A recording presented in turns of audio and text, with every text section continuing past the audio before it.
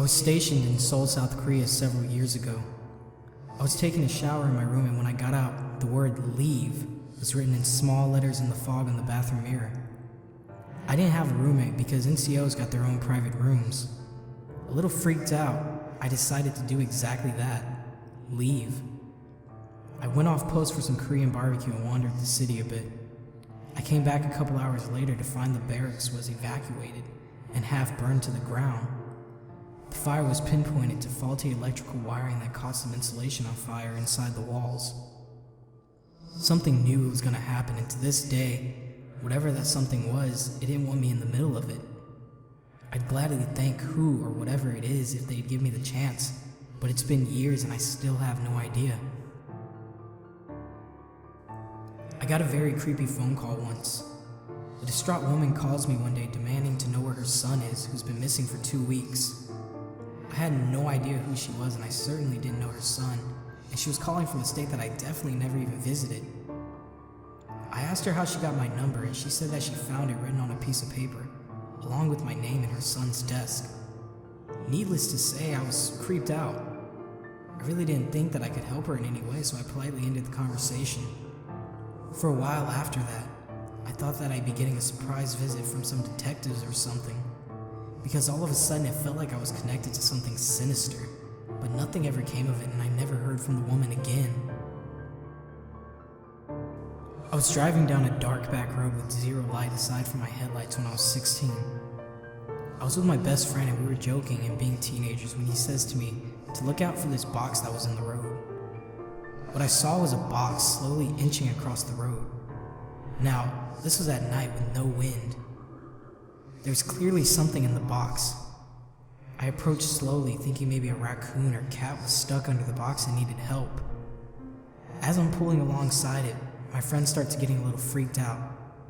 I look at him and I'm like, "Chill dude, we can free it." And he starts begging me to just drive. I look over and I see that it's not a box at all. It's just a piece of cardboard, stood up on end, just inching towards our car slowly.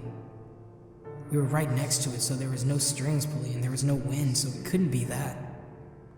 It took a second to register that what I was seeing wasn't normal. And once it did, I drove so fast out of there. I basically lived at my best friend's house in high school. If I wasn't at his place, he was at mine. He called me one Saturday morning after I had just left from spending the night, thinking I pranked him. He and his dad went up to their attic to get Christmas decorations down and found a nest of blankets and food wrappers and clothes they didn't recognize. I had not played a prank, and the only attic entrance was from inside the house. I lost the pictures he took when my old phone crashed, unfortunately. Very disturbing. I used to get sleep paralysis every day my first year of college. Only happened in my dorm room. Every time was different. Sometimes it was just a dark cloud or entity sitting on my chest, so I couldn't breathe, but it just felt like pure evil. I don't have any other way to describe it. Another time the entity was a little girl. Again, she sat on my chest and was touching my ears and my face while screaming in my ear. I could see and feel and hear everything. It was definitely the most terrifying stage of my life. I don't nap anymore. Sleep paralysis is semi-explained, but I never got a great explanation from a doctor. I still get it maybe once a year. My girlfriend and I have the same birthday, so I booked us a nice stay at an Airbnb for a mini staycation. We had a great dinner and went to bed. I wake up in the middle of the night because I heard weird whispering in my ear. I turned around and my girlfriend was awake and smiling. She whispered something. I asked, "What did you say?" And she threw her head back and laughed. It was a full-on cackling laughter. I got chills down my body and I had no fucking idea what to do. She poked my forehead with her finger and repeated the exact same gibberish and then just fell back asleep. I was extremely concerned and freaked out. I shook her awake and asked her what the hell just happened, and she got pissed and told me to go back to sleep. I didn't sleep much that night. As soon as the sun came up, I packed our stuff and got the hell out of there. She's been normal ever since. This was about 18 years ago. Still gives me goosebumps to this day. My friend and I were about 13 or 14 years old. We snuck out in the middle of the night and were standing out in front of his garage, smoking some of his grandma's cigarettes. We lived in a regular suburban kind of neighborhood. A few houses down, we see this figure sort of moving its way under the streetlight. It was moving, almost in a waddling type of way, on two big legs. It was about 3 or 4 feet tall, had pointy ears, looked sort of like a kangaroo with long arms to the ground.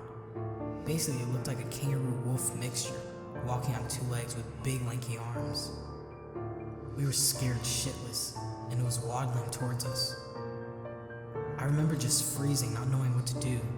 Then all of a sudden this thing hits the ground, running on all 4 legs, moving faster than I've ever seen anything move, and poof, vanished into the night. My friend and I still refer to it as the creature, and of course, no one believes us. Thank you for watching the video. If you enjoyed it, be sure to give it a like, subscribe, and comment any other topics you'd like to hear. See you in the next video.